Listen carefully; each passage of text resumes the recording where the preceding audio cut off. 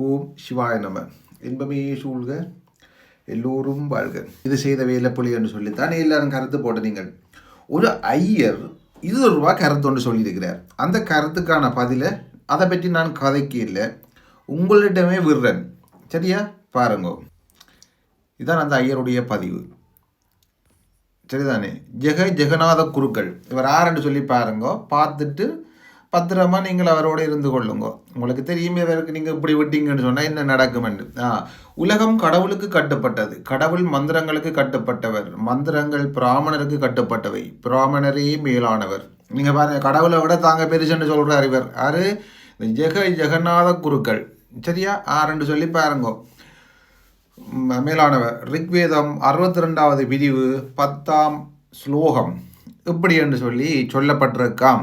முருகன் சார்பில் வள்ளி தெய்வானை கழுத்தில் தாலி கட்டுகின்ற ஐயர் மயில் மேல் ஏறக்கூடாதா என்று சொல்லி கேட்கிறார். விளங்குதோ? எல்லாருக்கும் மேலானவர், நாளைக்கு மயில் ஏறுறவர், நாளைக்கு வேறு எண்ணத்திலையும் ஏற வேணும் என்று சொல்லி கேட்பார். பார்த்துருப்பீங்கள், சொன்னதையும் கேட்டிருப்பீங்கள். சரி, இனி இதுக்கான முடிவு உங்களோட கையில் தான். சொல்கிறதுக்கு ஒன்றுமில்லை. பொய்யாயின எல்லாம் போயகளை வந்தருளி. நன்றி.